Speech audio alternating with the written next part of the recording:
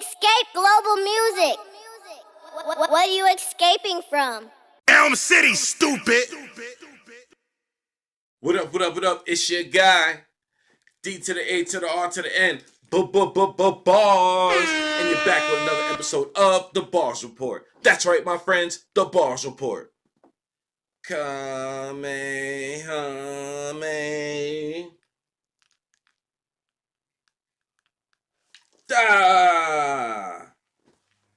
And today, we're going to be talking about Cameron. We're going to be talking about Mace. We're going to be talking about 50 Cent. We're going to be talking about Jim Jones. All this today and more on The Bars Report.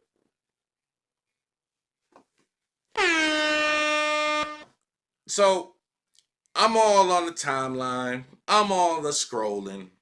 And I done seen it just how you done seen it. So I done had to talk about it, man. Let's break it down. Let's talk about it. Let's roll it up. Break it down. Roll it up. You know what I'm saying? Let's get to it, man. Let's get to the business, man, about what's been going on. So, apparently, we got 50 Cent on the Cameron show. You know what I'm saying? With Uncle Murder and Tony Yayo.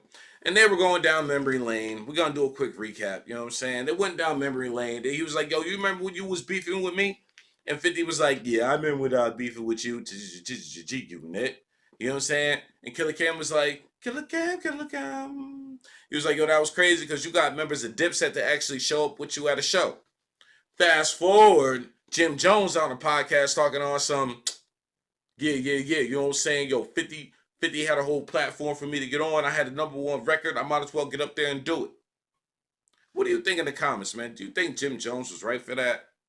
Let me know in the comments, because I don't even know. Do you think he was dipsetting on the Dipset when he did that?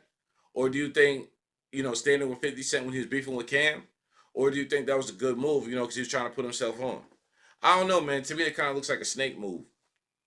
It kind of makes sense of how Dipset has never been on the same page since. I mean, we had the verses, and they got destroyed in the verses. And I'll tell you why they got destroyed in the verses. It had nothing to do with the music. It had nothing to do with the music. That had little to nothing to do with it. It wasn't the music. The music was neck and neck. It's because the Locks is used to performing together. They are locks. Like, this is locked in, ladies and gentlemen. You know what I'm saying? Like, the performance is flawless because they do it separately and they do it together. Jim, Cam, Mace, and Freaky Ziggy, you know what I'm saying? You catch them all in between, on top of all in between, you don't never catch them together. You don't. And if you do catch them together, one got one set, the other got another set, and then the other one got another set. Best believe I know because I done paid the tickets and I done seen it. They're barely even on stage together. And if they are on stage together, there's a million people in between them. You know what I'm saying? It's not...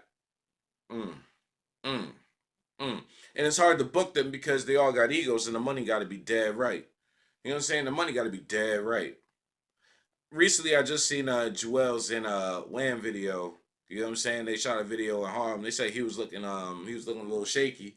You know what I'm saying? But you know what I mean? My guy out here, bro. You know what I'm saying? He might be out of touch. He might be out of tune. You know what I'm saying?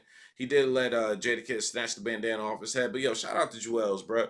Joel Santana is a monster. He's a beast. He's a dog. He's a problem, bro. Like, yo, don't sleep on Jewel's. You know what I'm saying? Like, the media will say anything to put anybody out there to make them, you know what I'm saying? Not only just incriminate them, but just to make them look bad because, that's what sells. All them C's. Conflict, confusion, you know what I'm saying? All that. It messes it all up. Contradictions. Conceitedness. Confusion. And whatever. You know what I'm saying? So anyway...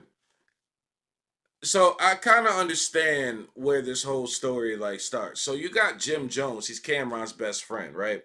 And Cameron is friends with Mace.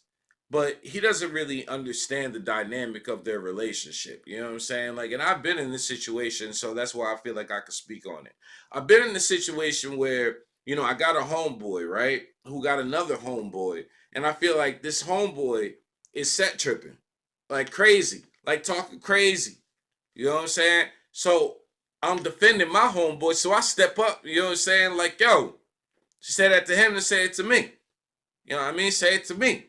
But little do I know, I don't understand their relationship. So now, while the two of them are cool again, now this dude right here, who could be my friend, who me and him we know all the same people, we went to the same school. You know what I'm saying? Now that we off on the wrong foot, now it's some static. You know what I'm saying? I could have potentially been cool with this dude. You know what I mean? But I stepped out of line and out of pocket for somebody who I consider my boy. You know what I'm saying? But didn't understand the dynamic of their relationship. So that's why now what we gonna do? You know what I'm saying? My situation ended peacefully. Thank goodness. But I understand it between Cam and Mace and Jim Jones. So Jim Jones is defending Cam 100% because he don't like the dynamic, blah, blah, blah. And then fast forward, Mace is the first one to get the record deal. Murder get the record deal. Killer come up behind him. Mace still want to do the record with him. Again, now we doing more foul stuff. Jim Jones pops off. You know what I'm saying? Probably puts the battery in Cam's back. Mace and Cam been beefing for years. You know what I'm saying? Beefing for years. So now, fast forward, Mace and Cam are cool. Mace and Cam are cool. So cool enough to the point where they invite 50 Cent onto the show. Mace wasn't there, but Cameron invited to talk about it. So now they get to chatting up about it. And then where are we at? So they bring up the whole situation how Jim Jones and Joel Santana set trip with 50 Cent when 50 Cent was beefing with Cam. 50 Cent brought him on stage. Jimmy and Joel's did not deny. That was wild.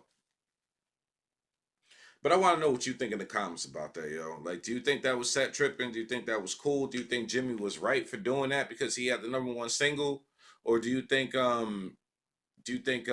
Cameron was all in his feelings about it? Let me know what you think in the comments.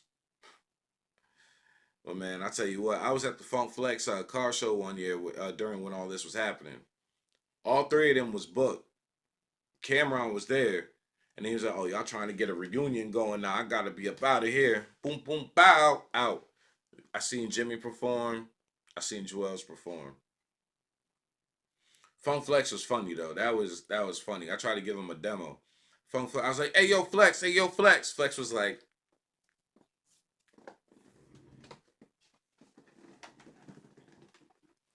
and just faded away. I've never seen a celebrity just fade into a crowd. You know what I'm saying? It was like, as I was talking to him, it was like my voice got lower. I was like, hey, yo, Flex, hey, yo, I got a demo for you. Hey, can you just... Wow, bro. Wow. I've been around, man. I've been around.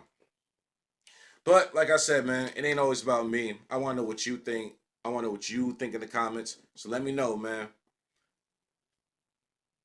Until the next time, it's your guy, D to the A to the R to the N. Yo, breaking news. I was just uploading this new clip, this new episode of the Bars Report, and then come to find out, Cameron done responded. So Cameron done called Jim Jones a fan. He was like, yo, you was a fan of us. We was dropping freestyles. You not from Harlem, which was crazy, bruh. He was like, you ain't really from Harlem. I don't know you, son. I didn't grow up with you. You was just a cool dude. Your grandmother, you had a free crib, and you was inviting everybody to come through and hang out at your crib, and we didn't even really understand it at first, but you was just a cool guy. That's how you got on. You know what I'm saying? You was a fan. And then Cameron went on to talk about, he was like, I didn't want to assassinate your character where you be trying to assassinate mine, but like everybody who you get in altercations with, you get cool with them again. Like, you tried to press Mano, got cool with them. Now you got the Lobby Boys. You tried to run French Montana out the game. Tried to run him out. He cool with him. You know what I'm saying? True Life, same thing. Now you got cool with him. It was just like, it's crazy. Like, you'll continue to beef with people who actually genuinely got your back. But anybody that put hands on you, that's the people that you want to get cool with.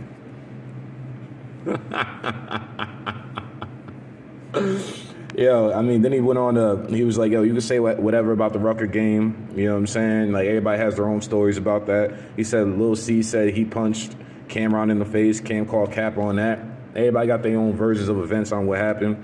But he was like, I'm not going to talk about when BMF ran you into the beach. He said, yo, they ran you to the beach. You was getting water on you, son. You was getting water on you. Yo, you want my honest opinion, man? Look, they gonna squash this, man. It's not that deep. It wasn't even all that long ago when Mace, when Killer and Murder, when they was going at it, back and forth, releasing diss tracks about the oracles, you know what I'm saying? I feel like every 7 years, Dipset airs out their dirty laundry. You know what I'm saying? It's like a lot of people were calling them flashy co-workers instead of being a united front like the Locks. You know what I mean? But I said that earlier in the video too. Like, there's a clear difference. When you see the Locks, you could tell that them brothers really stick together, perform together, rehearse together, and all that. Dipset, not so much. It's more of a collective, more so than a group. But I don't know. Let me know what you guys think in the comments. But I had to come through, break the news real quick. We're not in the studio right now. We have the 9 to 5, the 9 to fizzle. But let me know what you think in the comments. All right, back to the show. Escape global music. What are you escaping from? Elm City, stupid.